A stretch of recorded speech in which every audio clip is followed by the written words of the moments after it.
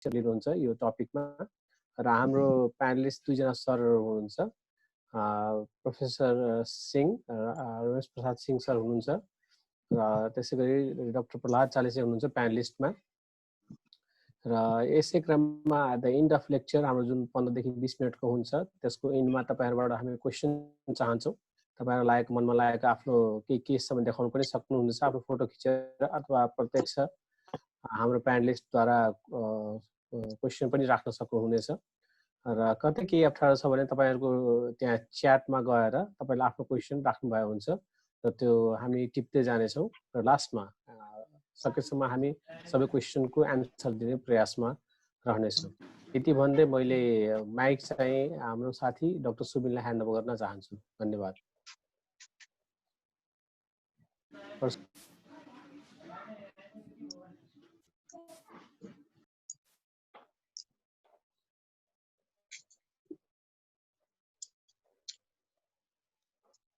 Doctor Subin start गर्नुस् please यो share screen अलिकति भइरहेछ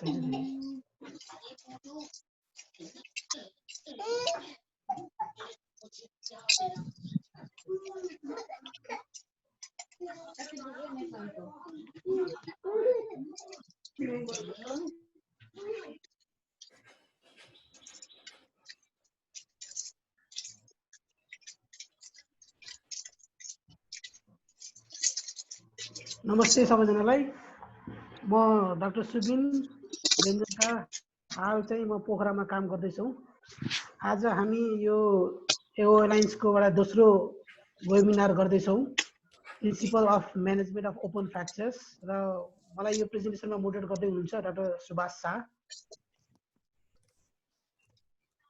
र सुरुमा म एउटा केसबाट सुरु गर्न चाहे एउटा 10 वर्षको गाउँ यो रुखबाट लडेर चाहिँ यो चोट लिएर चाहिँ तपाईको सेन्टरमा आउनु भएछ भने तपाई यो केसलाई कसरी एप्रोच गर्नुहुन्छ यो हाम्रो यसमा यो वेबिनारमा देख्न पनि मिल्छ तपाईले यसलाई कसरी एप्रोच गर्नुहुन्छ यसो टिपेर पछि लेखिदिनु होला हामी अन्त्यमा फेरि यो केसमा फेरि आउँछौं र यही केसको ओपन फ्र्याक्चरको म्याथको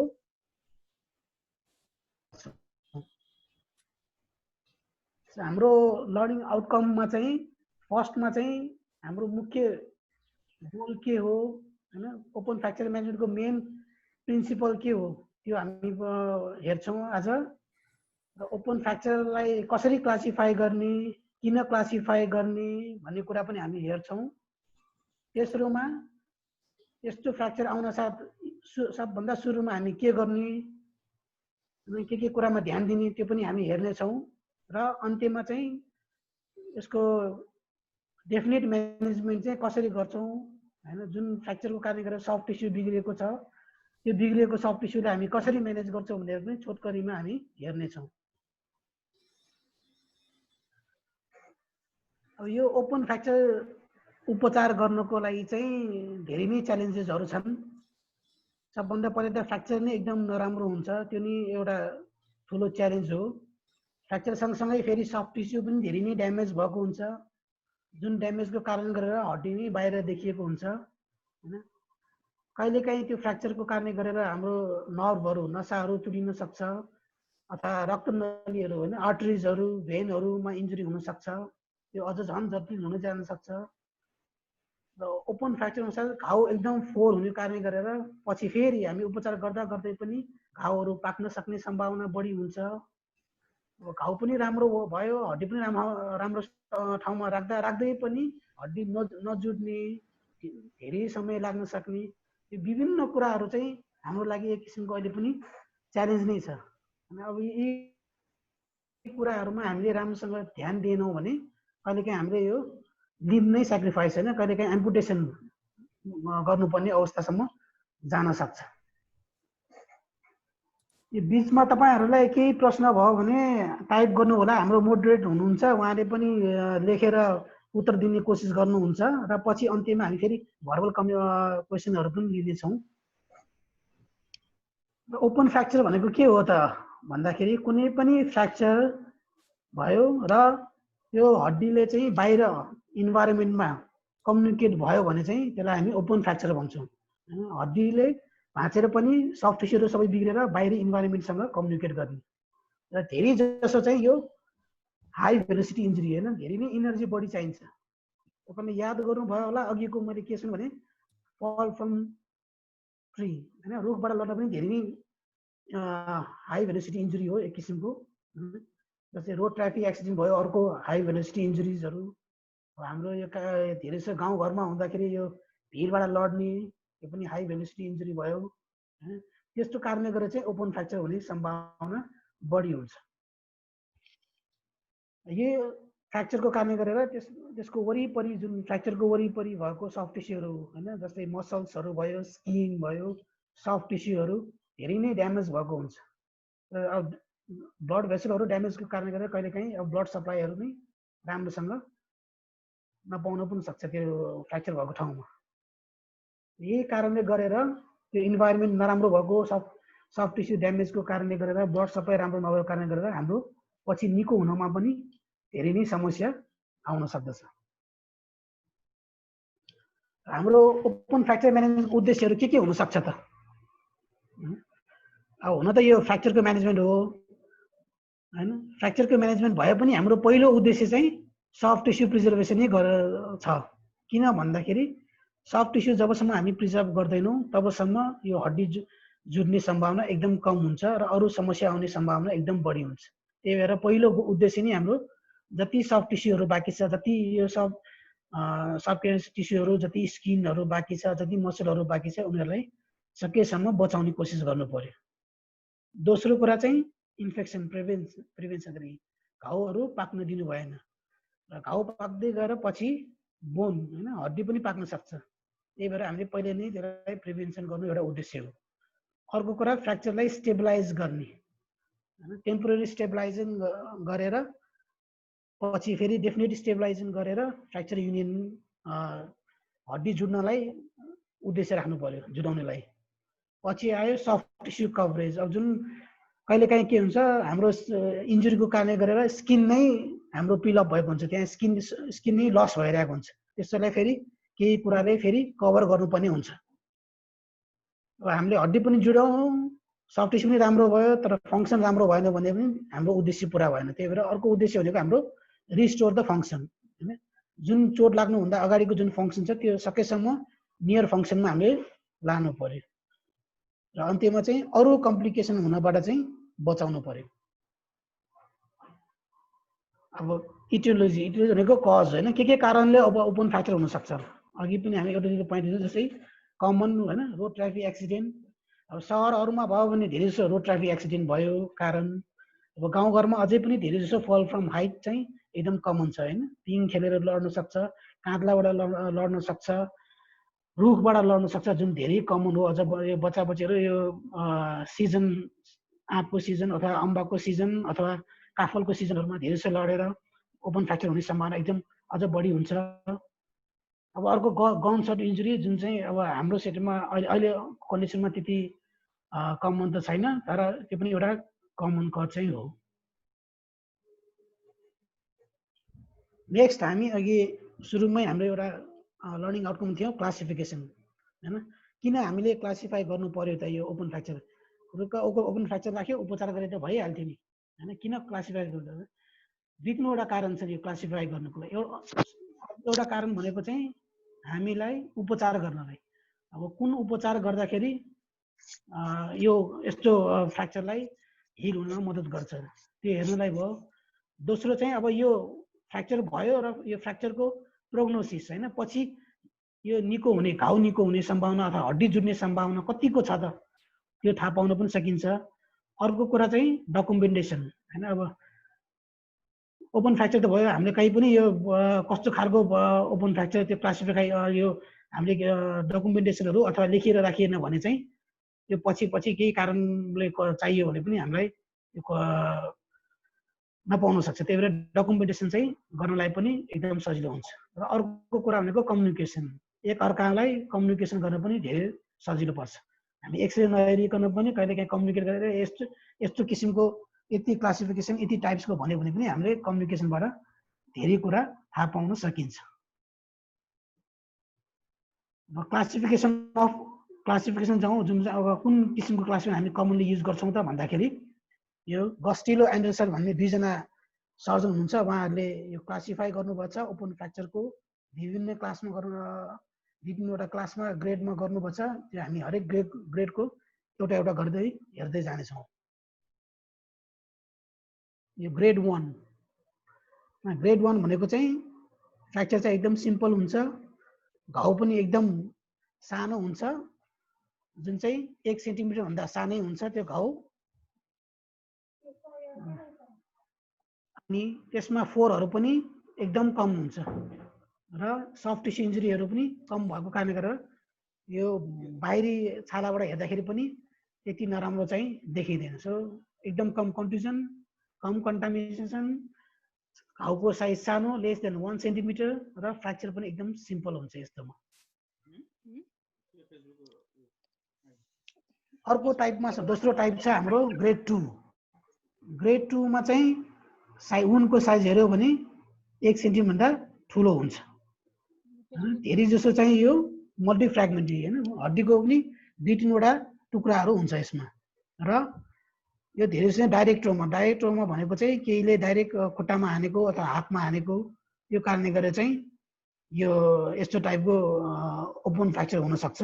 र यसमा पनि कन्ट्युजनहरू चाहिँ यो 1 को भन्दा चाहिँ अलिक बढी हुन्छ। त्यसपछि अर्को भनेको ग्रेड 3। अब ग्रेड 3 मा पनि अझै हामीले सब डिभिजन गरेको छ, एक एबिसी भनेर। त्यो एबिसी चाहिँ अब त्यो इन्जुरीको सिभिरिटी अनुसार हैन, अब बोनमा हड्डीमा कति चोट लागेको छ, नर्भ्सहरू इन्भल्भ भएको छ कि छैन, भेसल्सहरू इन्भल्भ भएको छ कि छैन, बोन कतिको एक्सपोज भएको छ, त्यसलाई लिएर चाहिँ यो चाहिँ फेरि सब डिभिजन गरेको छ। अब टाइप ग्रेड 3 को टाइप ए मा हेर्दाखेरि चाहिँ यो मल्टी फ्र्यागमेन्टरी हुन्छ, धेरै टुक्राहरू हुन्छ, डाइरेक्ट चोटको कारणले नै हुन्छ, वुन्डहरू एकदम भित्रसम्म पुगेको हुन्छ, कन्टामिनेसन पनि धेरै नै हुन्छ, कन्फ्युजन पनि हुन्छ।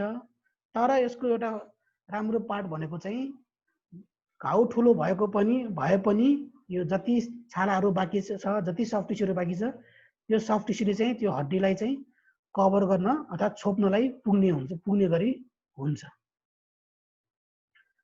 अब टाइप बी मा, ग्रेड 3 कै टाइप बी मा हेर्दाखेरि चाहिँ बोन डिफेक्टहरू हुन्छ हैन, बोन पुरै एक्सपोज भएको हुन्छ, एकदम फेरि टुक्रा टाक्राहरू अझ बढी हुन्छ, कम्युनिकेसन बढी हुन्छ, कन्फ्युजन पनि अझ बढी हुन्छ, कन्टामिनेसन पनि बढी हुन्छ र पेरिस्टोम पनि ल्याक हुन्छ।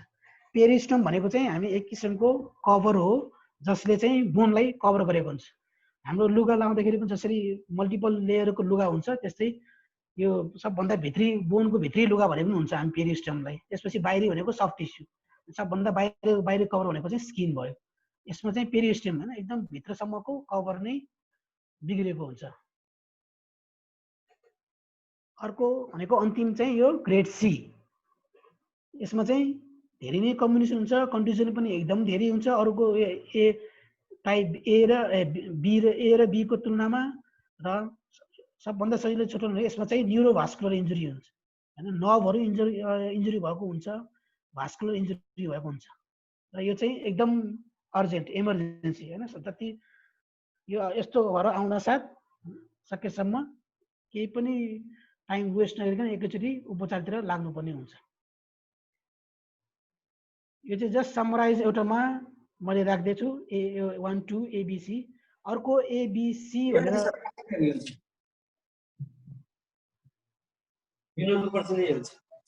हजुर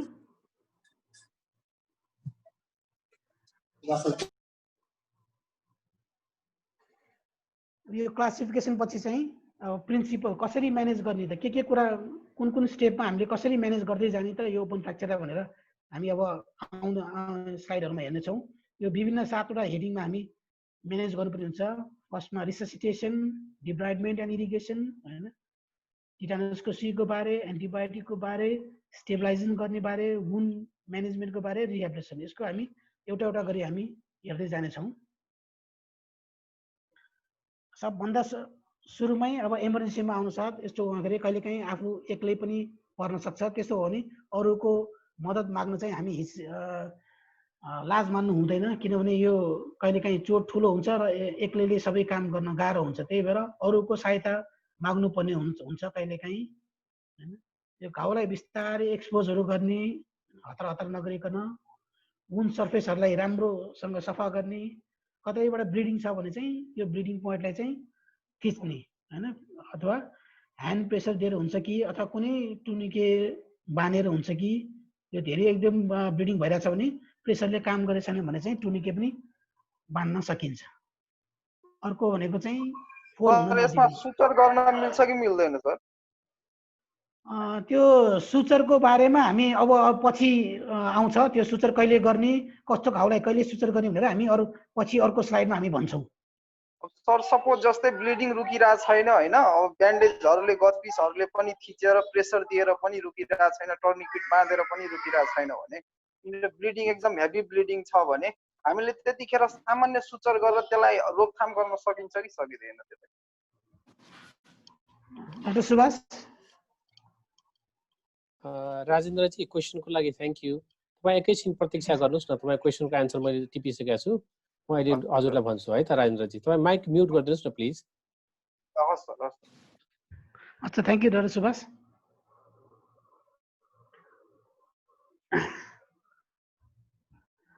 अर्को भनेको चाहिँ इरिगेसन। अब इरिगेसन गर्नलाई पनि हामीले एडिक्वेट डिब्राइडमेन्ट गर्नु पर्यो। डिब्राइडमेन्ट गर्ने भनेको चाहिँ जति पनि कन्टामिनेसनहरू छ, फोहोरहरू छन् होइन, जुन चाहिँ फोहोरहरू छन् त्यो फोहोरहरू सबै निकाल्नु पर्यो र जुन इन्जुरीको चोटको कारणले गरेर जुन स्किनहरू अथवा कालो भएको छ, जुन सफ्ट टिस्युहरू जुन डेड भएको छ, मरेको छ, तिनीहरू चाहिँ सबै निकाल्नु पर्यो। यो निकालिसकेपछि चाहिँ अर्को कुरा भनेको चाहिँ हामी वास होइन, हामीसँग छ भने सलाइन पानीले मजाले वास गर्ने, अलिकति लो प्रेसरमा। यदि सलाइन पानी छैन, अरू के छैन, हामी रनिङ वाटरबाट पनि त्यो हामीले वास गर्न सक्छौँ। जति हामी वास गर्छौँ त्यति नै हामीले यो कन्टामिनेसनहरू हटाउन सक्छौँ। र त्यसकै लागि भनेको हामीले यो solution to pollution is dilution होइन। जति पोल्युसन छ त्यसलाई पानी राख्दै डाइल्युट गर्दै फोहोरहरू चाहिँ निकाल्दै जाने। र एप्रोक्सिमेटली हामीले कति जति पानीले वास गर्ने त भन्दाखेरि यहाँ एउटा रफली क्यालकुलेट गरेकोमा ग्रेड 1 मा चाहिँ 3 लिटर जति, ग्रेड 2 मा 6 लिटर जति र ग्रेड 3 मा चाहिँ 9 लिटर जति। तर यो 3, 6, 9 भन्दैमा यति नै मैले सघाउनै पर्छ भनेको चाहिँ होइन, तर हामीले सफा गरिदिएको चाहिँ एप्रोक्सिमेटली यति जति पानी चाहिँ चाहिन सक्छ भन्न खोजेको यसमा चाहिँ। र ओपन फ्र्याक्चरको घाउहरूमा चाहिँ कहिले पनि आफूले औँला पसाएर भित्र के छ भनेर छाम्नु चाहिँ हुँदैन। सकेसम्म हामीले नछामिकनै बाहिरबाटै होइन हल्का प्रेसरको पानीले मजाले इरिगेसन चाहिँ गर्नुपर्छ। र त्यो इरिगेसनहरू सबै गरिसकेपछि डिभाइड गरेपछि चाहिँ स्ट्रायल कम्प्रेसिङ, ड्रेसिङ र स्प्लिन्ट लगाइदिने। र सबै कुरा गरिसकेपछि एउटा अर्को इम्पोर्टेन्ट पार्ट भनेको चाहिँ बिरामीलाईसँग कुरा गरेर बिरामीलाई सम्झाउनु पनि पर्छ कि ओपन फ्र्याक्चर भनेको कस्तो हो, यसको उपचारको विधिबारे, यसको बारे थोरै जानकारी चाहिँ बिरामीलाई पनि दिनुपर्छ। किनभने यो चोट एकदम ठुलो भएको हुन्छ र यो चोटको कारणले गर्दा बिरामीहरू यसै पनि आत्तिएको हुन्छ र त्यो आत्तिएकोलाई कम गराउनलाई चाहिँ हामीले बिरामीसँग चाहिँ रिएस्युरेन्स होइन उहाँसँग कुरा गरेर उहाँको जिज्ञासाहरू के छ त्यो बुझेर लास्टमा बुझ्न पनि जरुरी छ। अर्को चाहिँ टिटानस दिने। अब हाम्रो धेरै जसो प्र्याक्टिसमा चाहिँ बिरामी आउन साथ, चोट लाग्न साथ टिटानस दिइहाल्ने हाम्रो प्र्याक्टिस नै छ। तर अब यो यसमा चाहिँ मेनली हामीले भन्न खोजेको चाहिँ यदि यो बिरामीले हालसालै टिटानसको सुई लगाउनु भएको छ भने तुरुन्तै चाहिँ टिटानसको सुई दिनु चाहिँ जरुरी चाहिँ हुँदैन। जस्तै हामीले यसमा हेर्छौँ लेस देन 5 इयर्स होइन, विदिन 5 वर्षभित्र उहाँले पुरै डोजहरू टिटानसको पाउनु भएको छ भने फेरि चोट लागेकोलाई हामीले टिटानस सुई दिइराख्नु त्यति जरुरत चाहिँ छैन। 5 to 10 इयर्ससम्म पनि माइनर हुन्छ भने त्यसले पनि पर्दैन। सो अब कहिले गर्दै भन्दाखेरि अब 10 वर्षभन्दा बढी भयो, घाउ पनि छ र हामीलाई यो टिटानस डोज उहाँले पाउनु भएको छ कि छैन त्यो हामीले स्योर छैनौँ भने चाहिँ हामीले हरेकचोटि घाउमा चाहिँ यो सियर नभएको अवस्थामा चाहिँ टिटानसको प्रोफाइलेक्सिस चाहिँ दिनुपर्ने हुन्छ। अर्को कुरा धेरै जसो आउने भनेको एन्टिबायोटिक पनि हो। अब एन्टिबायोटिक चाहिँ हाम्रोले चाहिँ यसमा चाहिँ हामी सपोर्टिभ रोल गर्ने हो। अनि एन्टिबायोटिकको मेन रोल भनेको चाहिँ फर्दर इन्फेक्सन प्रिभेन्सनको लागि मात्र हो। यसले यो एन्टिबायोटिकले गरेर इन्फेक्सन हुँदै एन्टिबायोटिक दिइसक्यो र इन्फेक्सन हुँदै नहुने भनेको चाहिँ होइन, तर फर्दर अरू समस्या नहोस् भनेर एन्टिबायोटिक चाहिँ हामीले दिने हो। र एन्टिबायोटिक चाहिँ अब कहिले दिने भनेर कुरा आउँछ। अब यो चाहिँ फर्स्टमा यो दिने यो चाहिँ किनभने यो सबै कुरा साइड बाई साइड गइरहेको हुन्छ हैन। अब घाउ आउन साथ हामीले कसैले सफा गरेर हुन्छ, कसैले एन्टिबायोटिक प्रिपरेसन गरिरहेको हुन्छ। त्यही भएर सकेसम्म एज अर्ली एज पोसिबल दियो भने राम्रै हुन्छ। र एन्टिबायोटिक दिन पनि अब विभिन्न प्रोटोकलहरू छन्, जस्तै टाइप 1 टाइप 2 मा सेफाजोलिन दिने भनेछन्, टाइप 3 त्यसपछि एमिनोग्लिसिन हैन जेन्टामाइसिनहरू पनि एड गर्नुपर्ने, अथवा हामी अब फार्ममा इन्जुरी भयो भने पेनिसिलिन प्लस मेट्रोनाजोल फेरि एड गर्ने हैन। र ओभरअल हाम्रो एन्टिबायोटिकको प्रोटोकल हेर्दाखेरि 3वटा कुरा चाहिँ हामीले ध्यान दिनु पर्यो। एउटा भनेको हाम्रो ग्राम पोजिटिभ कभर गर्ने, दोस्रो भनेको ग्राम नेगेटिभ कभर गर्ने, र तेस्रो भनेको एनारोब्सहरू कभर गर्ने। अब यी औषधिहरू हाम्रो पेरिफेरीमा नहुन पनि सक्छ। अब हाम्रो पेरिफेरीमा धेरै जसो आउने भनेको हाम्रो क्लोक्सासिलिन अथवा फ्लुक्लोक्सासिलिनहरू पाइन्छ। सो हामीले फ्लुक्लोक्सासिलिन, जेन्टामाइसिन र मेट्रोनाजोलको कम्बिनेसन दिन सक्छौँ। सो एन्टिबायोटिकको अभाइलेबिलिटी हैन आफूसँग भएको एन्टिबायोटिक अनुसारको चाहिँ एन्टिबायोटिक हामीले यसमा दिन सकिन्छ।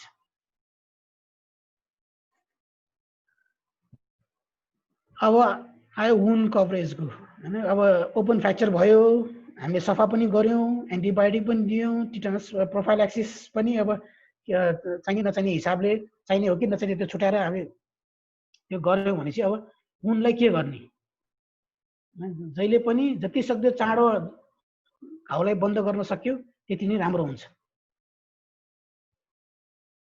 जति कुर्दै जानु पर्यो त्यति चाहिँ फेरि इन्फेक्सन हुने सम्भावना पनि बढ्दै जान्छ। र त्यो बन्द गर्ने क्रममा हामीले घाउको वरिपरिको सर्कुलेसन पनि हेर्नुपर्छ, न्युरोलोजी हैन, उहाँको सेन्सेसनहरूदेखि लिएर अरू तल फ्र्याक्चर भन्दा मुनिको मुभमेन्टहरू के कस्तो अवस्थामा छ त्यो सबै कुरा हेर्नु पनि जरुरी छ। वुन्ड क्लोजरमा अब तुरुन्तै वुन्ड क्लोजर गर्नुपर्छ भन्ने अथवा पछिमा चाहिँ अझै पनि अब दुई थरीको विचारहरू छन्। कसैले भन्छन् अब सबै सफा गरेर एकैचोटि क्लोज गर्दै पनि हुन्छ, अनि किन फेरि दुईचोटि फेरि डिपार्टमेन्ट गरिराख्ने भन्छन्। अब कसैले चाहिँ हैन म एकचोटि गर्छु सफै भए पनि फेरि इन्फेक्सन हुने सम्भावना भएको कारणले गरेर म अझै 1-2 दिन कुरेर बल्ल त्यसपछि क्लोज गर्छु पनि भन्छन्। र यो क्लोजिङमा चाहिँ हामी आफैले चाहिँ डिसिजन धेरै जसो लिनुपर्छ। हामीले कसरी सफा गरेको छौँ, कस्तो किसिमको वुन्ड थियो, चोट लाग्दाखेरि अघि हामीले भनेको जस्तै क्लासिफिकेसन हुन्छ, टाइप 1 टाइप 2 भन्ने सानो वुन्ड हुन्छ जुन चाहिँ हामीले राम्रोसँग सफा पनि गर्न सक्छौँ र प्राइमरीली क्लोज पनि गर्न सकिन्छ। र यो कहिलेकाहीँ टाइप 2 र टाइप 3 तिनीहरूकोमा चाहिँ 2-3 पटक डिपार्टमेन्ट गरेर मात्र बल्ल क्लोज गर्न मिल्ने, अथवा कहिले अब टाइप 3 मा त धेरै जसो क्लोज गर्न नसकेर हामी सफ्ट टिस्यु म्यानेजमेन्ट छुट्टै पनि गर्नुपर्ने हुनसक्छ। यो सफ्ट टिस्यु म्यानेजमेन्टको चाहिँ हामी नेक्स्ट स्लाइडमा हेर्छौँ। जस्तै अब सुरुमै डिभाइड गरेर वुन्डले skin to skin wound close गर्न सक्यो भने ठिकै भयो, राम्रै भयो। त्यो जस्तो राम्रो त अरू हुँदैन हैन। अब स्किन टु स्किन क्लोज पनि गर्न सकेनौँ, घाउ राम्रो छ, तर अब के गर्ने भन्दाखेरि अब कहिलेकाहीँ हामीले ग्राफ गर्न सक्छौँ, स्किन ग्राफ गर्न सक्छौँ। जस्तै यो पिक्चरमा हामीले हेर्न सक्छौँ, यहाँ स्किन ग्राफ गरिएको छ, यतातिर क्लोज छ, यतातिर स्किन ग्राफ गरिएको छ हैन। अब यतातिर हेर्यो भने हामीले यहाँ लोकल फ्ल्याप कतैबाट यहाँ यो फ्ल्याप नै ल्याएर क्लोज गरेको छ। यो भनेको चाहिँ पछि घाउ राम्रो बनाएर मल्टिपल टाइम्स डिब्राइडमेन्ट गरिसकेपछि घाउ राम्रो बनाएर बल्ल यो चाहिँ गरिन्छ। यो चाहिँ प्राइमरीली चाहिँ गरिएको गर्न सकिँदैन। अब हामीले फ्र्याक्चर पनि सफा गर्यौँ, टेम्पोररी स्टेबलाइजेसन पनि गर्यौँ, वुन्ड पनि क्लोज गर्यौँ हैन। सबै गरिसकेपछि अर्को इम्पोर्टेन्ट भनेको चाहिँ रिहेबिलिटेसन हैन। सबै हड्डी जुट्यो तर खुट्टा काम लागेन भने त्यो हड्डी जुट्नुको पनि महत्त्व रहँदैन। त्यस कारणले सबै उपचार गरेपछि त्यसको लागि रिहेबिलिटेसन, जस्तै अब रेन्ज अफ मोसन एक्सर्साइजहरू भयो होइन। अब लेगमा छ भने घोडाहरू चलाउनु पर्यो, एङ्कल चलाउनु पर्यो, टोजहरू चलाउनु पर्यो, क्वाड्रिसेप एक्सर्साइजहरू गर्नु पर्यो। पछि हड्डी जुट्ने, खुट्टा कमजोर हुने र हड्डी जुटेर पनि हिँड्न सकेन भने हाम्रो जुन प्रिन्सिपल थियो, जुन गोल थियो त्यो एचिभ भएन। त्यही भएर रिहेबिलिटेसन पनि त्यति नै इम्पोर्टेन्ट हुन्छ जति हामी वुन्ड केयर र अरूहरू गर्छौँ यो ओपन फ्र्याक्चरको लागि। कम्प्लिकेसनहरू के हुनसक्छ त भन्दाखेरि अब कहिले अघि पनि मैले सुरुमा पनि हामीले मेन्सन गरेँ कम्प्लिकेसनहरू हेर्छौँ भनेर। जस्तै अब हड्डी जति गरे पनि हड्डी जुट्दै नजुट्न पनि सक्छ। अब प्राइमेरी हड्डी नजुट्ने अवस्था पनि जान सक्छ, कहिलेकाहीँ हड्डी बाङ्गो जुटिन सक्छ, इन्फेक्सनै हुनसक्छ। त्यो हामीले टेम्पोरेरी फिक्सेसन गर्दा गर्दा पनि फेरि अरू फ्र्याक्चर हुनसक्छ। हामीले फिक्सेसन पनि गऱ्यौँ, सबै गऱ्यौँ, तर पनि हामीले फिक्सेसन गरेकै कमजोर भएर त्यो पनि हार्डवेयर फेलियर हुनसक्छ। यो विभिन्न कम्प्लिकेसनहरू चाहिँ आउन सक्छ। तर हाम्रो उपचार गर्दाखेरि प्रिन्सिपल चाहिँ यो कम्प्लिकेसनहरूलाई चाहिँ प्रिभेन्ट गर्नु चाहिँ हाम्रो एउटा गोल पनि हो ओपन फ्र्याक्चर म्यानेजमेन्टमा। ल अब फेरि अघिको केसमा जाउँ होइन। यो केस चाहिँ अघि पनि हामी भन्थ्यौँ 10 वर्षको थियो, 10 वर्षको फिमेल चाइल्ड होइन, रोगबाट लडेर ओपन फ्र्याक्चर भयो, टिबिया नै एक्सपोज भएको छ।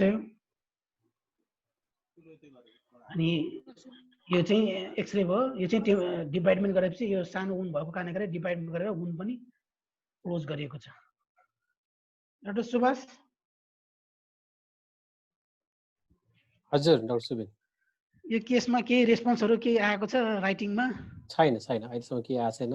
हामी पार्टिसिपेन्ट अथवा प्यारामेडिक साथीहरूलाई चाहिँ रिक्वेस्ट गर्न चाहन्छु, तपाईँले यस्तो केस त पक्कै पनि देख्नुभयो होला होइन। यस्तो केस आयो भने तपाईँहरूको संस्थामा चाहिँ के गर्ने चलन छ? जेनरली हड्डी बाहिर छाला छेडेर बाहिर निस्किएको छ होइन, 10 वर्षको बच्ची छ, यस्तोलाई के गर्ने? पहिला त आफ्नो माइक अनम्युट। राजेन्द्रजी तपाईँ के गर्नुहुन्छ यस्तो पेसेन्ट तपाईँकोमा आयो भने? सबभन्दा पहिला त म यो केस जब इमर्जेन्सीमा आउँछ है, मनिर आइसकेपछि मैले सबभन्दा पहिला त अब डिटेलमा उसको चाहिँ के छ छैन भनेर वास्तविकमा हेर्ने हो होइन। ओपन फ्र्याक्चर छ कि छैन भनेर जब हेरिसकेपछि वास्तविकमा यो ओपन फ्र्याक्चर छ भने यदि इन्टर्नल ब्लिडिङहरू, एक्सटर्नल ब्लिडिङहरू छ होइन, या त मांसपेशीहरू बाहिर आछ भने सकेसम्म हामीले चाहिँ अब ब्लिडिङहरू कन्ट्रोल गर्ने गर्छौँ। सबभन्दा पहिला त हामीले उसको चाहिँ वास गर्नु पर्यो है, नर्मल स्लाइन लिएर वास गर्नु पर्यो। वन्ड इन्फेक्टेड छ कि छैन, अब जस्तै धुलो माटोहरू छ कि छैन या बाहिरी वातावरणहरूसँग भिजा छ कि छैन भनेर हामीले वास गर्छौँ है, वास गर्छौँ। वास गरिसकेपछि अब उसको चाहिँ अब कस्तो छ, अब हड्डी स्ल्याब हुन्छ या त केही कास्टको जुन हुन्छ फुटहरूको छ भने हामीले गर्न सक्ने भनेको प्यारामेडिक्सहरूले चाहिँ सकेसम्म उसलाई चाहिँ प्राइमरी ट्रिटमेन्ट गर्ने हो होइन, फर्स्ट एड ट्रिटमेन्ट गर्ने हो। अब त्यसको लागि हामीले चाहिँ अब त्यो म्यानेज गरेर गजपिसहरू हालेर एक्सटर्नल ब्लिडिङहरू रोकथाम गरेर होइन, अब त्यो रोकथाम गरेर स्ल्याब लाएर चाहिँ सकेसम्म चाहिँ अर्थोपेडिकहरूनिर पठाउँछौँ हामी सर। धेरै राम्रो। यसमा एउटा क्वेसन तपाईँलाई सोधिहालौँ, हड्डी बाहिर निस्किएको छ नि छालाभन्दा बाहिर, त्यसलाई चाहिँ के गर्नुहुन्छ नि? त्यसलाई चाहिँ हड्डी जुन बाहिर निस्किन्छ त्यसलाई चाहिँ के गर्नुहुन्छ? सकेसम्म मिलाउन यदि म सक्छु भने उसको चाहिँ जुन बाहिर निस्किया छ एक्सट्र्याक्सन गरेर चाहिँ मिलाउन सकिन्छ भने म प्रयास गर्छु, मिलाउँछु होइन सर। यदि सकिँदैन, मसँग हुँदैन भने सकेसम्म त्यसलाई चाहिँ क्लोज गरेर गजपिसहरूले क्लोज गरेर बाहिरी वातावरणसँग नभिज्न दिएर चाहिँ सकेसम्म उसलाई स्ल्याब राखेर जुन पोजिसनमा छ नहल्लिन दिनको लागि स्ल्याब एउटा लगाएर चाहिँ सकेसम्म रेफर गर्नु सर। अब टेटानसहरू लाएर होइन, अब एन्टिबायोटिक जस्तै सेफाजोलिन हो, सेफाजोलिन छैन भने अब सेफ्ट्राक्जोन पनि हाल्ने होइन, जेन्टामाइसिनहरू या मेट्रिन्डाजोल हालेर चाहिँ प्राइमरी म्यानेजमेन्ट गरेर चाहिँ उसलाई चाहिँ या पेन किलर डिक्लोफेनेक या कुनै केट्रोल्याकहरू चाहिँ दिएर चाहिँ उसलाई चाहिँ रेफर गर्नु। हुन्छ, धन्यवाद डाक्टर सुबिन। हामीले तपाईँको केसमा चाहिँ के गर्नुभएको बुझ्न चाहन्छौँ। यो केसमा चाहिँ हामीले डिभाइड गऱ्यौँ, कन्टामिनेसन त्यति धेरै चाहिँ थिएन, त्यही भएर हामीले वास गरेर एक्सफिक्स लगाएर टेम्पोरेरी फिक्सेसन गरेर घाउलाई क्लोज गरिदिउँ र पछि चाहिँ यो घाउ निको भइसकेपछि यो हाम्रो फिक्सेसन यही राम्रो थियो, त्यही भएर हामीले यही कन्टिन्यू गऱ्यौँ 6 हप्ता जति। र 6 हप्तापछि चाहिँ यसलाई निकालेर पिटिभी कास्ट पछि कास्टमा हामी यो चेन्ज गरिदिउँ। अनि कास्टमा चेन्ज भएपछि त्यो बिस्तारै पछि हिल भयो। त्यसमा फर्दर कम्प्लिकेसन चाहिँ हामीले यसमा पाएनौँ यो केसमा चाहिँ। हुन्छ, अगाडि बढ्नुमा सो हुन्छ अब प्लिज। अगाडि जाउँ। सो हजुर हामी लगभग अब अन्त्यतिर आइसक्यौँ र अन्त्य जानुभन्दा अगाडि एकचोटि फेरि म हाम्रो लर्निङ आउटकमतिर जान चाहेँ, जुन हामीले सुरुमा देखाएको थियौँ। सायद यो प्रेजेन्टेसनमा अहिलेसम्म मैले चाहिँ यो 4वटा लर्निङ आउटकम्स जुन पहिला देखाएको थिएँ, यो 4वटा चाहिँ मैले कभर गर्न सकेँ जस्तो लाग्छ। हामीले गोल्स र प्रिन्सिपलको बारेमा पनि सबै कुरा गऱ्यौँ, गस्टिरो एन्ड रिसर्च क्लासिफिकेसनको बारेमा पनि कुरा गऱ्यौँ, इनिसियल म्यानेजमेन्ट के गर्ने कसरी गर्ने त्यो पनि कुरा गऱ्यौँ, र डेफिनेट म्यानेजमेन्ट सफ्ट टिस्युको के गर्ने त्यो पनि कुरा गरेको छौँ।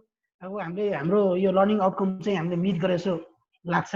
तपाईँहरूलाई कस्तो लाग्छ त्यो पछि कमेन्टमा दिनु, हामी फेरि टाइममा हामी डिस्कसन गरौँला। र टेक होम मेसेज होइन, अब यो प्रेजेन्टेसनबाट के बुझ्नु मेन कोर कुरा बुझ्ने भन्दाखेरि ओपन फ्र्याक्चर भनेको एउटा चाहिँ अर्थोपेडिक इमर्जेन्सी हो। यो चाहिँ एउटा इमर्जेन्सी हो। यसलाई जति सक्दो चाँडो होइन समयलाई वेस्ट नगरिकन चाँडो यसलाई एप्रोच गर्नुपर्छ यदि तपाईँको सेन्टरमा ओपन फ्र्याक्चर आएको छ भने।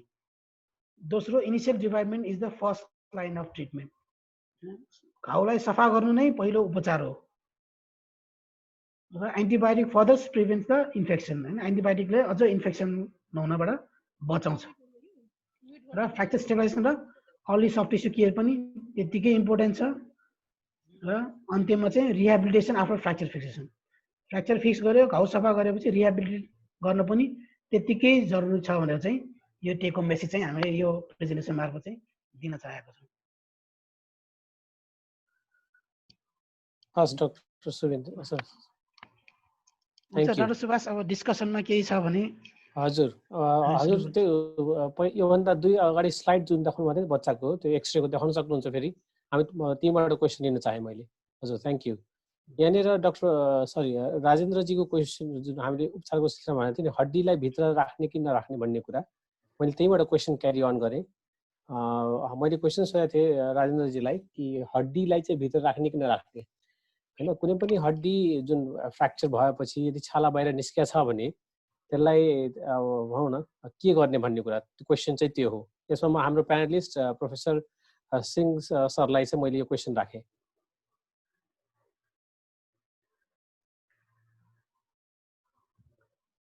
यो बडा ट्रिकी क्वेसन छ प्यारामेडिक्सहरूलाई सोध्नेको लागि। हड्डी भित्र बाहिर राख्ने कुरा आउँदैन, बेसिकली क्लिनिङ हो। ओपन फ्र्याक्चरमा इन्फेक्सन प्रिभेन्सन हो। अब त्यसमा कतिवटा केसमा त के हुन्छ, पङ्क्चर गरेर बाहिर, जेनरली टाइप 1 मा पङ्क्चर गरेर हुन्छ, तर बाई द टाइम हस्पिटलमा आउँछ फेरि भित्र गइसकेको हुन्छ। तर जेनरली कन्टामिनेसन छ भने कहिले गर्नु हुँदैन। राकेश मण्डलजीले एकदम राम्रो तरिकाले एक्सप्लेन गर्नुभयो कि प्राइमरी केयर गर्ने हो, प्राइमरी केयरमा क्लिन गर्ने हो, एन्टिबायोटिक दिने हो, टेटनस टक्सोइड दिने हो, त्यसपछि त्यो पेसेन्टलाई स्प्लिन्ट गरेर स्ल्याब राखेर जे हुन्छ रेफर गरिदिने। जेनरली एक्सपोज बोन छ भने क्लिन गर्नु पर्यो, अदरवाइज एउटै प्रब्लम जुन हुन्छ त्यही हो कि अब डटहरू छ, बोनलाई तान्दियो भने त्यो सब लिएर भित्र जान्छ। त्यो कारणले त्यो क्लिनिङ गरेपछि त्यसपछि रिडक्सन गर्ने। तर जेनरली डे टु डे प्र्याक्टिसमा हुँदैन इमिडिएटली। जुन पेरिफेरीमा पर्टिकुलरली अब हस्पिटलमा त इजी हुन्छ, हामीहरूलाई एनेस्थेसिया छ, सबै छ, तर पेरिफेरीमा काम गर्नेहरूको लागि त गाह्रो हुन्छ। तर पनि सकेसम्म क्लिन गर्ने, जुन राकेश मण्डलजीले भन्नुभयो, एन्टिबायोटिक क्लिनिङ स्प्लिन्ट गर्ने, त्यही हो बेसिकली। Thank you sir. राजेन्द्रजीले भन्नुभएको चाहिँ अब जस्तै हड्डीलाई भित्र तान्ने प्रयास चाहिँ गर्नु भएन, हड्डीलाई बाहिर छोडिदिनु पर्यो अनि स्ट्राइल गज पिस राखेर स्प्लिन्ट राखेर उहाँले भने जस्तै रिफर गर्नु पर्यो। होइन, त्यो रिफर गर्ने होइन न, त्यो गज ब्यान्डेज छ भने त क्लिन गरिदिनु पर्यो न, डेब्राइडमेन्ट। हजुर हजुर हजुर। ब्लिडर छ भने त ब्लिडिङ रोक्नु पर्यो। अब क्लिन गरेछ भने त सकेसम्म जति एनाटोमिकल पोजिसनमा राख्यो भने त्यति राम्रो हो। हजुर। होल बोनलाई एक्सपोज स्किनमै छोडेर 4 घण्टाको ट्राफिकमा रेफर गर्यो भने त्यो इन्फेक्सन त झन् बढ्छ। मेन कुरा के चाहिँ त्यतिकै रिड्युस गर्ने मिल्दैन, क्लिन गर्ने, गज ब्यान्डेज राख्ने, रिड्युस गरेर पठाइदिने। हस्, थ्याङ्क यू सर। राजेन्द्रजीको क्वेसनको एन्सर भयो होला? भयो सर। तर सर यसमा चाहिँ मैले एउटा जुन क्वेसन अघि गरेको थिएँ सर, यसमा चाहिँ अब सपोज यसमा त नगर्न सकिएला यो केस हेर्दाखेरि होइन, टाइप 1 मा चाहिँ बाई चान्स चाहिँ अब एक्सटर्नल एकदम अघि पनि मैले क्वेसन गरेको थिएँ, एक्सटर्नल ब्लिडिङहरू भयो होइन, घाउ वुन्ड एकदमै ठुलो छ भने त्यसमा एक्सटर्नल ब्लिडिङ रोक्नको लागि हामीले सुचर गर्न सक्छौँ कि सक्दैनौँ? यसको एन्सर चाहिँ मैले डाक्टर प्रहलादलाई आग्रह गरेँ। उहाँको राजेन्द्रजीको क्वेसन, डाक्टर प्रहलाद उहाँको क्वेसन चाहिँ एउटा ब्लिडिङ साइट छ र त्यहाँबाट प्रेसर ब्यान्डेज गर्दा पनि ब्लिडिङ रोकिया छैन भने के गर्ने भन्ने क्वेसन छ उहाँको। धन्यवाद डाक्टर सुभाष। अब ब्लिडिङ रोक्ने चाहिँ 2-3टा मेथडहरू छन्। एउटा सकेसम्म त पहिला प्रेसर ब्यान्डेज नै हो हैन।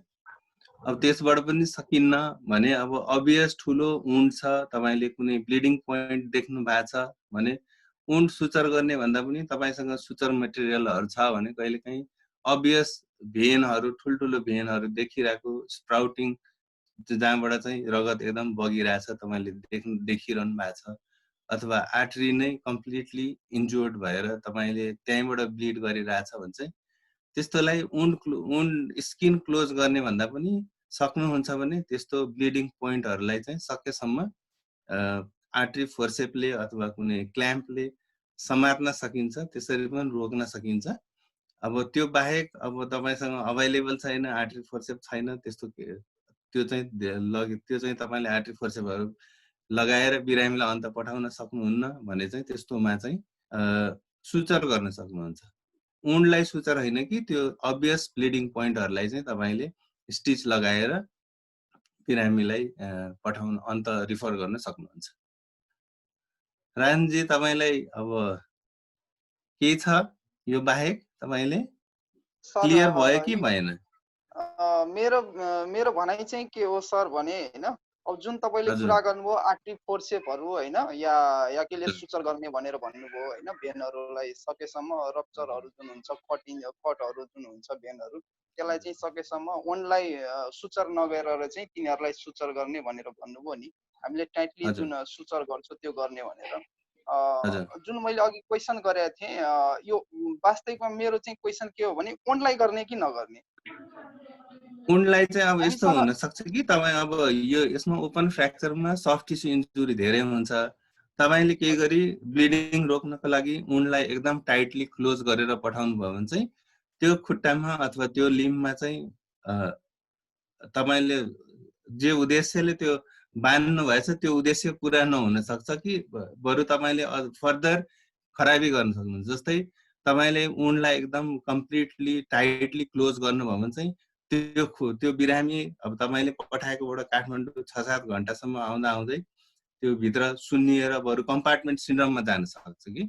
त्यही भएर सकेसम्म पोसिबल छ भने चाहिँ वुन्डलाई टाइटली क्लोज नगरिकन ब्लिडिङ पोइन्ट्सहरूलाई राम्ररी क्लोज गरेर ब्लिडिङ पोइन्टहरूलाई राम्ररी तपाईले बाँधेर अथवा त्यसलाई लाइगेट गरेर र वुन्डलाई राम्रो प्रेसर ब्यान्डेज गरेर बिरामीलाई पठाउनु भयो भने चाहिँ बेटर हुन्छ। न कि तपाईले वुन्ड कम्प्लिटली क्लोज गरिदिनु भयो भने चाहिँ धेरै त्यहाँनिर चाहिँ जहिले पनि कम्पार्टमेन्ट सिन्ड्रोम त्यो थाहा छ होला तपाईलाई हैन, जसमा चाहिँ सर्कुलेसन भएन भने चाहिँ कहिलेकाहीँ लिम्बै थ्रेट गर्छ, लिम्ब नै काट्नु पर्ने हुन्छ। त्यही भएर सकेसम्म यस्तो वुन्डहरूलाई चाहिँ सफा नगरिकन चाहिँ क्लोज गर्नु चाहिँ राम्रो हुन्न। सर मेरो चाहिँ अब एउटा छ क्वेसन सर, मैले अघि नै भने जुन मसँग सपोज मसँग अब आर्टरी फोर्सेपहरू एभाइलेबल छैन होइन, केही छैन मसँग, मैले अघि पनि भने मैले टर्निक्विट लिएर बाँधे, एक्सटर्नल एकदम हेभी ब्लिडिङ छ, मैले गज प्रेसर दिएर पनि प्रेसर गज ब्यान्डेजहरू बाँधे, त्यही तापनि तपाईँको एक्सटर्नल ब्लिडिङ एकदमै हेभी भइरहेछ होइन।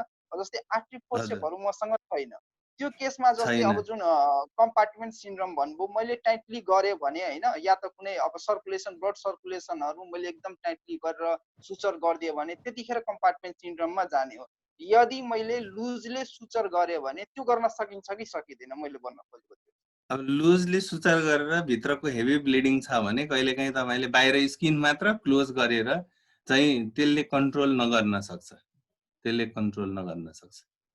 त्यही भएर सकेसम्म अब मसलको मात्र ब्लिड छ अथवा बोनको मात्र ब्लिड छ भने राम्रो कम्प्रेसन ब्यान्डेज दिनुभयो भने मलाई लाग्छ त्यसले पनि तपाईँको ब्लिडिङ रोक्छ। खालि त अब सबभन्दा डर चाहिँ के हुन्छ, धेरै मान्छे डराउने कस्तो हुन्छ, तपाईँले ब्यान्डेज गर्नुहुन्छ त्यहाँ त्यो ब्यान्डेज भिजेर रातो भइरहेको हुन्छ, त्यसैलाई नै एकदम हेभी ब्लिडिङ भनेर पनि कतिले सम्झिरहेको हुन्छन्।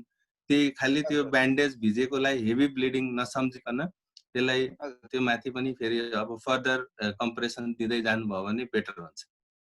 सर यसमा चाहिँ अब जस्तै भेन कटहरू छ भने हामीले सपोज होइन अब जुन भन्नुभयो तपाईँले भेन कट छ भने हामीले त्यो भेनलाई चाहिँ टाइटली बाँध्यो भने के कसो होला, राम्रो होला? त्यो सुचरले गरेर बाँधिदिँदा हुन्छ त्यो? यदि एक्सटर्नल ब्लिडिङ हानि छ भने हजुर, युजली तपाईँको भेनको मात्र कट छ, भेनको मात्र ब्लिडिङ छ भने चाहिँ कम्प्रेसन ब्यान्डेज चाहिँ सफिसियन्ट हुन्छ, त्यसलाई धेरै बाँधिराख्नु पर्दैन। अब तपाईँले अभियसली देख्नुहुन्छ भने त्यसलाई टाई गर्न सक्नुहुन्छ भेनलाई होइन, नभए भने चाहिँ साधारण टाइट कम्प्रेसन ब्यान्डेज पनि सफिसियन्ट हुन्छ कि त्यो ब्लिडिङ रोक्नलाई। आर्टेरियल ब्लिड छ भने मात्रै ब्यान्डेजले नहुन सक्छ होइन, भेनस ब्लिड छ भने चाहिँ तपाईँको साधारण टाइट कम्प्रेसन ब्यान्डेज पनि सफिसियन्ट हुन्छ। सर थ्याङ्क यू, मैले एन्सर पाएँ सर। तर यसमा चाहिँ मैले एउटा अझै क्वेसन गरेँ सर यसमा। हजुर भन्नुहोस्।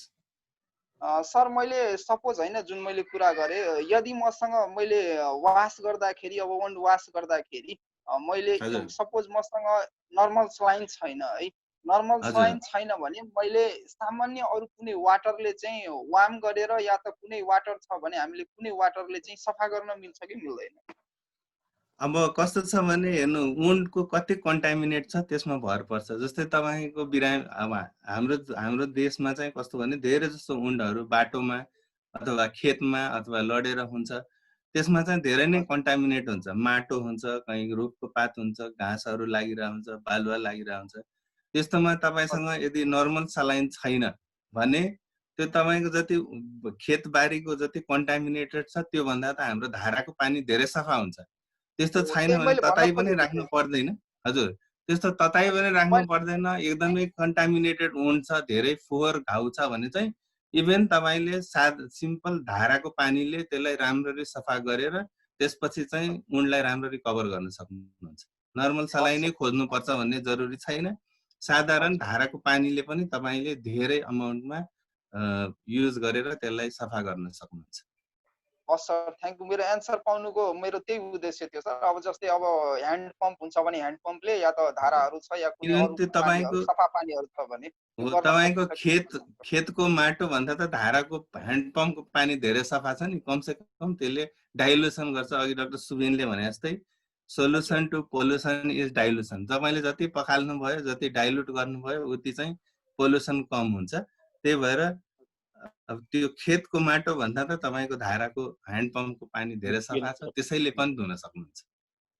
हजुर सर, मेरो त्यही भएर यो क्वेसन थियो, किनभने सर यो केस यस्तै मेरो केसमा आएको थियो सर। एक दिन होइन मैले 2-3वटा नर्मल स्लाइन लिएर मैले लगभग 3वटा सायद मैले नर्मल स्लाइन लिएर सफा गरेको थिएँ सर, वास गरेको थिएँ होइन। अनि पेसेन्ट पार्टीले मसँग कम्प्लेन गर्यो 3वटा पानीको बोतल किन खेर फालेको भनेर भनेको थियो कि सर। बरु तपाईँले के गर्न सक्नुहुन्छ, हजुर तपाईँ धाराको पानीले राम्ररी धुनुहोस् अनि अन्तिममा एउटा नर्मल सलाइनको बोतलले धोएर त्यसपछि त्यसलाई कम्प्लिटली त्यसपछि चाहिँ राम्ररी क्लिन गरेर वुन्डलाई कभर गर्न सक्नुहुन्छ। हस् सर, थ्याङ्क यू सर। धन्यवाद।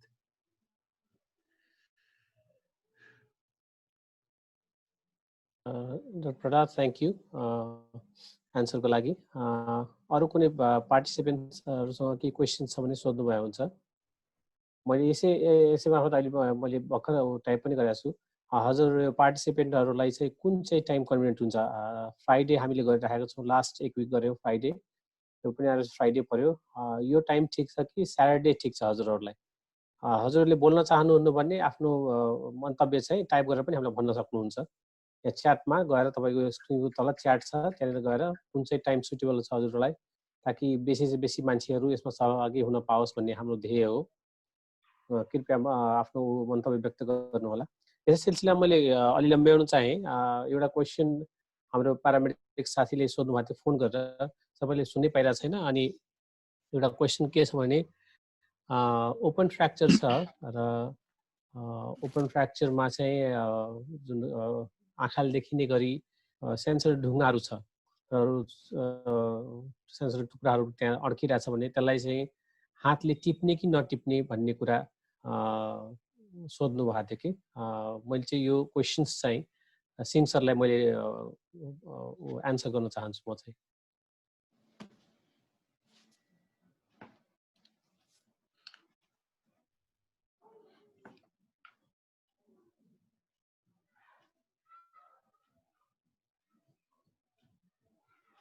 सरको माइक बन्द छ। तर उहाँ सुनिराख्नु होला। सिंह सर हजुरको लागि एउटा क्वेसन छ, सुन्नुभयो हजुरले? ल ल म जवाब दिन्छु त्यो क्वेसनको, किनकि यो क्वेसन ही अलि गोलमाल भयो। अब हातले ढुङ्गा निकाल्ने कि ननिकाल्ने, यो क्वेसनको अब निकाल्ने त हातले ही हो। क्वेसन हुनु पर्यो ग्लोभ्स मसँग छैन कसरी निकाल्ने, कुरा चाहिँ त्यही हो सर। जसरी अब मण्डलजीले पनि भन्नुभयो आर्टरी फोर्सेप छैन, स्टिच लगाउने हतार थियो। बेसिकली ओपन फ्र्याक्चरमा सबभन्दा जरुरी हुन्छ इन्फेक्सन कन्ट्रोल गर्ने। इन्फेक्सन कन्ट्रोल गर्नेको लागि इमिडिएटली प्राइमरी केयरमा जुन प्रहलाद सरले भन्नुभयो केही छैन भने पानी नर्मल पानीले तताएर हुन्छ कि त्यो पनि छैन भने धाराको पानीले हुन्छ, त्यो सफा गर्ने। त डिपेन्ड गर्छ कि इन्भाइरोमेन्ट कहाँ। त्यो कारणले यो सब क्वेसनको एन्सर दिनेमा अलिकति केयरफुल हुनुपर्छ हामीले कि मेसेज गलत नजाओस्। त उहाँलाई सोध्नु पर्यो सकेसम्म त इन्फेक्सन कन्ट्रोल गर्ने, तर घाउमा इन्टरफेयर गर्ने हो। सबभन्दा राम्रो त हुन्छ मेकानिकल इरिगेसन, जुन त्यही भएर 3 लिटर 6 लिटर 9 लिटरको कुरा हुन्छ। अब त्यो हिसाबको कन्टामिनेटेड छ भने मेरो सजेसन त होला पेरिफेरीमा वास गर्ने, जति वास गर्ने सक्छ वास गरेर ब्यान्डेज गरेर स्ल्याब दिएर पठाउने, किनकि स्टोन्स छ डस्ट पार्टिकल छ भने बिना अन्डर एनेस्थेसिया त्यसको डेब्राइडमेन्ट आई थिंक पोसिबल हुँदैन। त हात भन्दा बरु 3 लिटरको सट्टा 6 लिटर पानीले धोयो भने राम्रो हुन्छ। हजुर थ्यांक यू सर। अरु खासै क्वेशनहरु आएका छैनन् अरु पार्टिसिपेन्टहरुबाट हैन। डाक्टर सुबिनबाट अरु केही मेसेज दिन चाहनुहुन्छ हाम्रो प्यारामेडिक साथीहरुलाई भने भन्न सक्नुहुन्छ तपाई?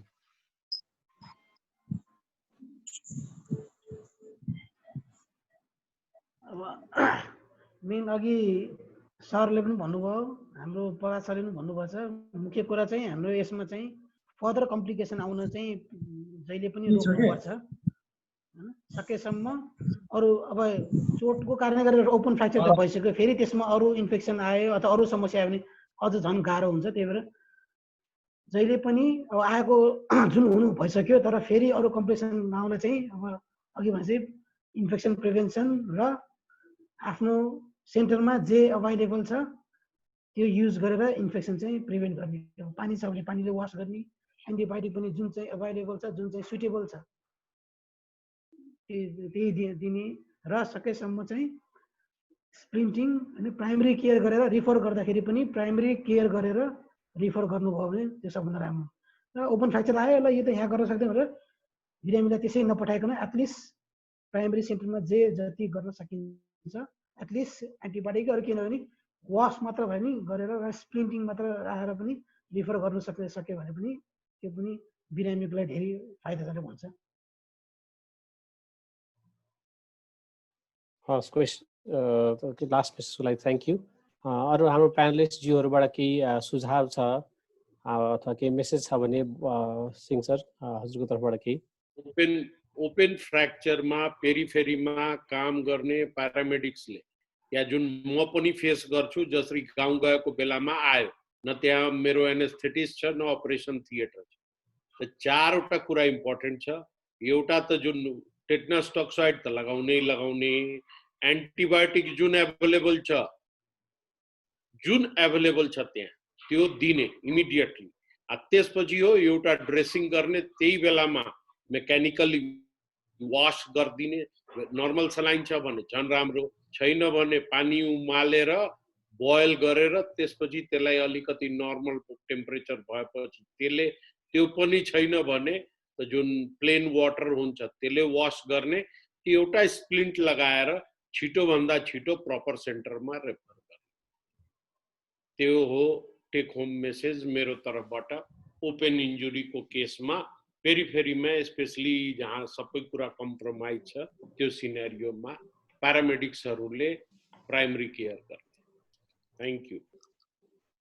हस् सर, धन्यवाद। डाक्टर प्रहलादबाट केही वर्ड्स छ भने हाम्रो प्यारामेडिक साथीहरूको लागि केही? यो अहिलेको पिक्चरमा पनि देखिरहेछ, यो बोन चाहिँ बाहिर निस्किरहेछ। अघि हाम्रो राजेन्द्र भाइले क्वेसन पनि सोध्नु भएको थियो कि हड्डीलाई भित्र हाल्ने कि नहाल्ने, होइन? जस्तो अब यो टाइप 1 फ्र्याक्चर हो, यो भित्रबाट बाहिर आएको। यसमा चाहिँ धेरै जसो कस्तो यो वुन्ड चाहिँ युजली एकदमै सफाइ हुन्छ, धेरै कन्टामिनेटेड हुँदैन। अब बोनले यो स्किनलाई धेरै बेरसम्म तन्काइराख्यो भने चाहिँ स्किनको टेन्टिङ भएर त्यो नेक्रोसिस मरेर जान सक्छ। त्यही भएर सकेसम्म राम्ररी वुन्डलाई सफा गर्न सक्नुहुन्छ र साधारण, हजुर, वुन्डलाई राम्ररी सफा गर्न सकियो र साधारण जेन्टल ट्र्याक्सनबाट यदि यो हड्डीलाई भित्र पसाल्न सकियो भने चाहिँ भित्र पसालेर स्प्लिन्टेज गरेर पठाउन सक्नुहुन्छ भने चाहिँ त्यो चाहिँ बेटर। किनभने त्यसले धेरै बेरसम्म स्किन तन्किराख्यो भने त्यो पनि मर्छ, स्किन पनि मर्छ। त्यही भएर त्यसले पनि स्किन मर्यो भने चाहिँ चान्स अफ इन्फेक्सन त्यसले पनि बढाउँछ। त्यही भएर सकिन्छ एकदम जेन्टल ट्र्याक्सनबाट आफ्टर एकदम राम्ररी सफा गरिसकेपछि बोनलाई हाल्न सकिन्छ भने चाहिँ यस्तोमा कोसिस गरेर पठाउँदा बेटर हुन्छ। हस्, धन्यवाद। हाम्रो मनोज शाहजीको के आउन खोज्नु भएको थियो उहाँलाई? हजुर नमस्ते सर। एउटा मेरो क्वेसन थियो के भने टिबिया फिबुला होइन फ्र्याक्चर भइसकेको छ आरटिए भएर, होइन? हजुर हजुर हजुर हजुर सुनिरहेको छौँ हामी, भन्नुहोस् न। हजुर सुनिरहेको छौँ हामी। सर एउटा एक्सिडेन्ट भयो होइन, हजुर, त्यहाँ एउटा टिबिया फिबुला ओपन फ्र्याक्चर भएर हड्डी चाहिँ पुरै निस्किसकेको छ, मतलब 3-4 सेन्टिमिटर बाहिर निस्किसकेको छ, होइन? तलको हड्डी जुन टिबियाको सब फ्र्याक्चर छ, तलको हड्डी चाहिँ टुडमुडी धेरै टुक्रा भइसकेको छ। टिबिया फिबुलाको घाउ पनि धेरै ओपन भइसकेको छ, त्यसमा गिटी बालुवाहरू छ, होइन? त्यो हामी कहाँ आयो, गाउँघरमा एउटा सानोतिनो क्लिनिक हुन्छ, त्यहाँ हामी चाहिँ उसलाई के गर्दा राम्रो हुन्छ त्यो घाउको लागि? गाउँघरमा प्र्याक्टिस गर्ने ठाउँमा छ, एक्सिडेन्ट भएको छ, होइन? तपाईँको विचारले के गर्दा? पहिला त ज्यान जोगाउनु, अहिले डाक्टर सुबिनले भन्नुभयो पहिला त ज्यान जोगाउनेतिर लाग्नु पर्यो। त्यो बिरामीको कन्डिसनमा ब्लिडिङ पनि एक्सेस छ सर कि? हजुर, ब्लिडिङ पनि एक्सेस छ, घाउ पनि धेरै फोड छ, बालुवामा मतलब गाउँहरूको बाटो हुन्छ नि त्यस्तोमा एक्सिडेन्ट भएर रहेछ। बिमारी समथिङसँगै 25-30 वर्षको केटा हो मानौ, होइन? उहाँले के हड्डीको त्यो हड्डीमा जुन छ फोहोर मैलाहरू, होइन, फोहोर बालुवाहरू, त्यो हामी चाहिँ के गरेर त्यहाँ एनएसको सुविधा त्यति छैन, होइन? नर्मल सलाइन त्यो कलको पानी छ, त्यसको कलको पानीले वास गर्दा हुन्छ कि हुँदैन? यो क्वेसनको एन्सर हाम्रो प्यानलिस्ट प्रोफेसर सिंह र डाक्टर प्रहलादले दिइसक्नु भएको छ, होइन? तपाईँ सायद लेट जोइन गर्नुभयो। एनिवे छोटकरी भन्नुपर्दा धेरै समय धेरै छैन, त्यही भएर पहिला चाहिँ आइबी क्यानुला खोलेर व्हाइट बोर्ड क्यानुलाले क्यानुला खोल्नु पर्यो, होइन? र पेसेन्टलाई फ्लुइड दिनु पर्यो, सकेसम्म नर्मल सलाइन या रिभर सर, होइन? हजुर, एन्टिबायोटिकहरू सबै त पेन किलर, होइन, टिटिसिटी सबै लगाइसकेको छु। त्यो लगाएर त्यो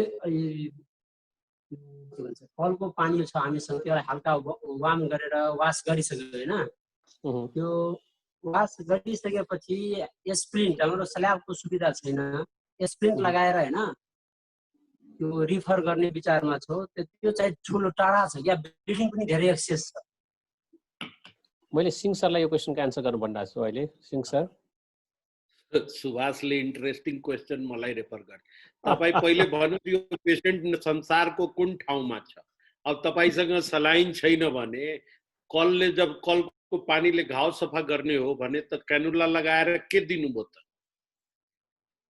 एन्टिबायोटिक लगाएको हो त एन्टिबायोटिक या लगाइदिएर लगाउने उपाय छैन भने त्यो अवस्थामा त पेशेन्टलाई छिटो भन्दा छिटो यस्तो ठाउँमा पठाउनु पर्यो जहाँ उसको एटलिस्ट प्राइमरी केयर होस्, लाइफ सेभिङ कुरा होस्। अब सलाइनी छैन भने आइभी क्यानुला लगाएर खाली एन्टिबायोटिक दिएर त हुँदैन। ब्लिडिङ भइरहेछ भने त पहिले त पेशेन्टको ज्यान बचाउनु पर्यो न, त्यसपछि त्यो खुट्टा धुने कुरा आउँछ या ड्रेसिङ गर्ने स्ल्याब लगाउने कुरा आउँछ। जुन हामीले भने त्यो पहिलो कुरा त पेशेन्टको ज्यान बचाउने हो। होइन सर, हामीसँग सबैसँग यङेस्ट सकिसकेको छ भनौँ मानव क्लिनिकमा होइन।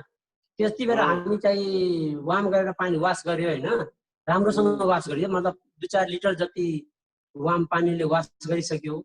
त्यसपछि त्यो हड्डी पनि बाहिर निस्केछ, धेरै ब्लिडिङ पनि एक्सेस छ। त्यो लाइनोन या क्याटगट केही पनि मसँग छैन, त्यसलाई टर्निकेटलाई अगाडि माथि चाहिँ बाँधिसक्यो होइन, त्यो पनि ब्लिडिङ धेरै नै भइरहेछ। त्यसको सबभन्दा उपाय हो त्यो प्रेसर ब्यान्डेज भन्छ, गज प्याडले बाँधेर त्यो पठाउनु पर्यो। त्यो पनि गज ब्यान्डेज भनौँ न, म इमेजिन गरिरहेको छु तपाईँ यस्तो ठाउँमा हुनुहुन्छ जहाँ गज ब्यान्डेज पनि छैन, त त्यहाँ लुङ्गी छ, धोती छ, गन्जी छ या सर्ट छ या टी सर्ट छ, लिएर त्यो घाउ माथि राखेर प्रेसर ब्यान्डेज दिएर उसलाई छिटो भन्दा छिटो नजिकको अस्पताल पठाउनु।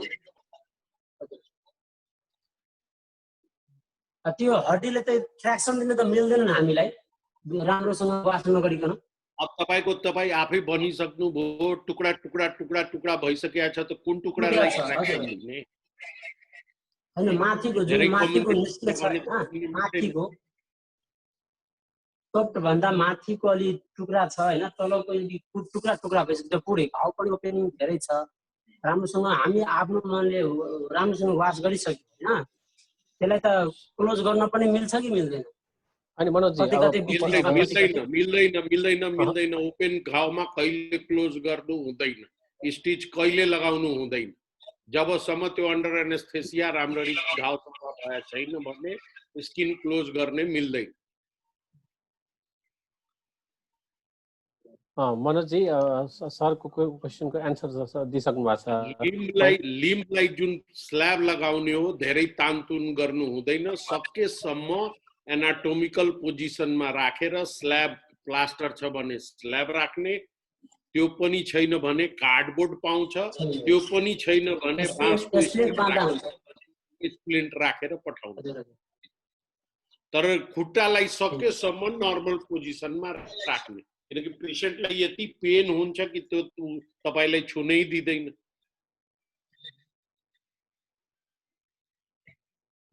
सर त एक मिनट सर, त्यो पेसेन्ट चाहिँ एम्बुलेन्समा मानव हाल्दाखेरि होइन, त्यो खुट्टालाई माथि उचालेर राख्दा हुन्छ कि हुँदैन?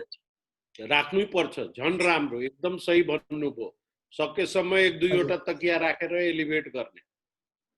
ए छाती भन्दा अलिअलि माथि होइन? हो।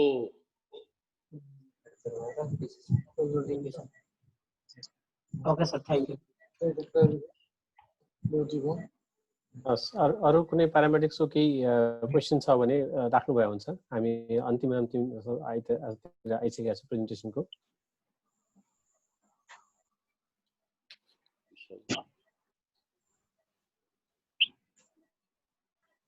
हजुर विनोद जी।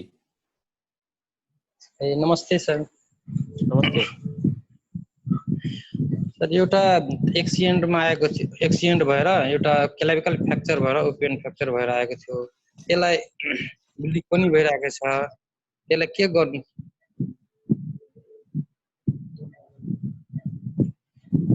त्यसको उमेर भनिदिनुहोस् न, कति क्लाभिकल फ्र्याक्चरको उमेर, के कस्तो एक्सिडेन्ट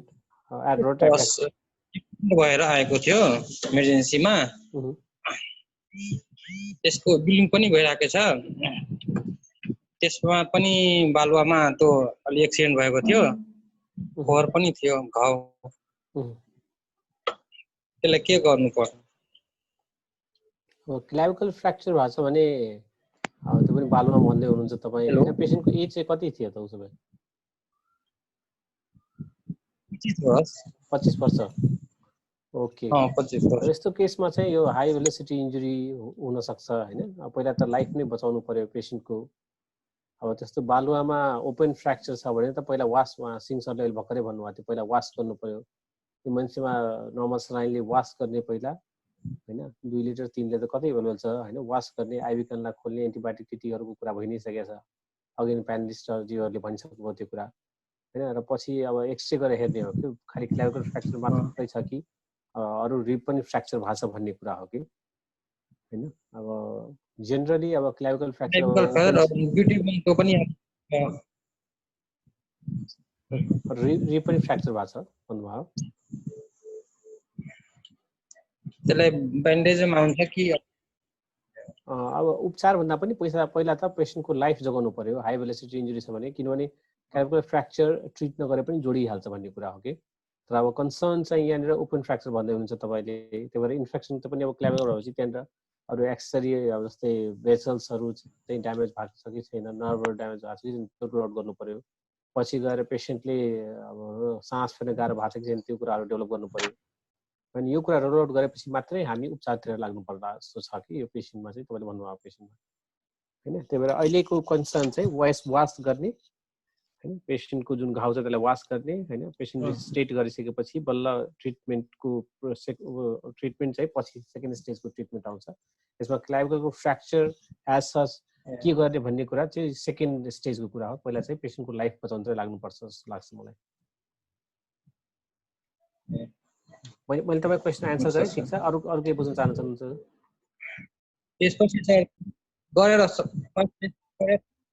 त्यस्तै सेकेन्ड स्टेजमा त्यो गएर त्यसलाई केही भन्नुपर्छ नि त बिरामी पार्टीलाई हो त्यस्तै अपरेसनै गर्नुपर्छ कि ब्यान्डेजमा हुन्छ पछि घाउ निको भएपछि कति दिन त्यो राख्नुपर्छ ओपन फ्र्याक्चर हो अब त्यो डिपेन्ड गर्छ हैन अब जस्तै फ्र्याक्चर कहाँ छ भन्ने कुरा मिड शाफ्टमा छ हैन अब स्किन टेन्टिङ गरेर छ धेरै अथवा अब जस्तै ओपन फ्र्याक्चर भन्नुभएको छ भने हैन ओपन फ्र्याक्चरमा चाहिँ अपरेसन पनि गर्नुपर्ने हुन सक्छ तर डिपेन्ड गर्छ के पेशेन्टको के चाहन्छ पेशेन्ट हैन अब सानो पङ्क्चर वुन्ड छ भने त्यसमा अपरेसनको जरुरत नपर्न पनि सक्छ पेशेन्ट एथलीट फ्र्याक्चर मान्छेले हुन्छ कि पछि गएर त्यो बाङ्गो हेर्यो भने फेरि बिहेयर पनि हुँदैन मान्छेलाई अलि त्यो पनि हुन्छ सेफ राम्रो बस्छ मान्छेले हो हाम्रो जस्तो कन्ट्रीमा चाहिँ जस्तो प्रायः जस्तो क्लाभिकल फ्र्याक्चर अपरेसन नगरिकन नै गर्छौँ हामी चाहिँ जेनरली हैन अब त्यसमा चाहिँ पेशेन्टको डिमान्ड के छ त्यसमा पनि भर पर्छ मोस्ट अफ द टाइम चाहिँ त्यस्तै केही छ जस्तै पेशेन्टले डिमान्डिङ छ धेरै हैन हैन चाहिन्छ मलाई एकदम हड्डी सुइजा पारेर जानुस् हैन र केही इन्डिकेसन छ जस्तै यसको नर्भ अथवा भेसिकल ड्यामेज छ अनि त्यो प्रिपेयर गर्दाखेरि कहिलेकाहीँ क्लाभिकललाई अपरेसन गरेर पनि किल पिस नहुनु पर्ने हुन सक्छ त्यो एउटा कन्डिसन आउन सक्छ त त्यो हामीले यसमा अपरेसन गरिहाल्नु पर्ने चाहिँ इन्डिकेसन बहुत कमै हुन्छ क्लाभिकल फ्र्याक्चरको याद छ तर हामीले पेशेन्टलाई मात्रै हेर्ने हैन कि उसको डिमान्ड के छ र उसको नर्भ र भेसलको स्ट्याटस के छ त्यो सबै हेरेर मात्रै एउटा कन्क्लुसिभ डिसिजनमा पुग्न सकिन्छ कि यसमा चाहिँ तुरुन्तै भन्न सक्ने अवस्था छ म चाहिँ यसमा सजेस्ट गर्छु यस्तोमा ओपन क्लाभिकल फ्र्याक्चर छ भने हजुर एक्सपर्ट एउटा अर्थोपेडिक डाक्टर हुनुहुन्छ उहाँलाई बोलाएर देखाएर उहाँले के बेस्ट दिनुहुन्छ अप्सन त्यो त्यसबाट चाहिँ सेलेक्ट गर्ने हो जस्तो लाग्छ मलाई सर एउटा मेरो क्वेशन छ यसमा सर हजुर सर यसमा चाहिँ जुन उहाँ मेरो प्यारामेडिक साथीले जुन भन्नुभयो हैन कसरी म्यानेज गर्ने यो क्लाभिकल ओपन फ्र्याक्चर छ भने हैन अब यसमा सपोज मैले वास गरेर हैन अब सबै थु गरेर गज ब्यान्डेजहरु हालेर म्यानेज गरे हैन एउटा मैले इल्बो सिलिङ लगाइदियो होला हैन अनि त्यसपछि हामीले चाहिँ सपोज उलाई चाहिँ फिगर अफ 8 या त हामीले क्लाभिकल ब्रेस लाउन सक्छौं कि सक्दैनौँ सर क्वेशन तपाईले सुन्नुभयो भने विनोदजीको क्वेशन चाहिँ ओपन फ्र्याक्चर थियो के ओपन फ्र्याक्चर थियो हो ओपन क्लाभिकल फ्र्याक्चर थियो भनेपछि यसमा त्यो ट्रिटमेन्टतिर हामी पछि जान्छौँ कि पहिला त पेशेन्टको घाउ ठिक पार्नतिर लाग्नु पर्यो नि हैन हजुर हजुर हुन्छ विनोदजी मैले तपाईको क्वेशन आन्सर भने होला जस्तो लाग्छ मलाई त्यसमा के थप छ अरु बुझ्नु पर्ने ठिकै छ सर भयो थ्यांक यू सर हस् हस् थ्यांक यू हुन्छ डाक्टर सुबिन थ्यांक यू हाम्रो प्यानलिस्ट ज्यूहरुलाई थ्यांक यू प्यानलिस्ट ज्यूहरुको केही सुझाव सल्लाह छ भने केही मेसेज छ भने भन्नु सक्नुहुन्छ। र हाम्रो टाइम सकिसकेको छ, हामी आजको लागि मिटिङ चाहिँ बन्द गर्न गइरहेछौँ। हाम्रो जति पनि डाक्टर साहबहरू जति हुनुहुन्छ, प्यारामेडिक साथीहरू सहभागी भइदिनु भएकोमा धन्यवाद। लक्ष्मीलाई विशेष धन्यवाद यो एरेन्ज गरिदिनु भएकोमा। र हामी चाहिँ अब आफ्नो प्यारामेडिक साथीहरूलाई फेरि पनि आग्रह गर्न चाहन्छौँ, कुन दिन तपाईँलाई पाएको पर्छ भन्ने कुरा, फ्राइडे इभिनिङ या स्याटरडे इभिनिङ अथवा स्याटरडे नै होला सर, स्याटरडे राम्रो हुन्छ होला यही टाइममा सर। ओके हुन्छ, उसो भए हामी नेक्स्ट विक चाहिँ स्याटरडे 4 देखि 5 मा यो प्रोग्राम प्रसारित गर्नेछौँ। अर्को डिफ्रेन्ट टपिक लिएर हाम्रो त्यसको कुन टपिक हुन्छ त्यो हामी भन्दै जानेछौँ, आफ्नो सोसियल मिडियामा हामी राख्नेछौँ। र सुन्ने प्रयास गर्नुहोला, आउने प्रयास गर्नुहोला। धन्यवाद। Thank you.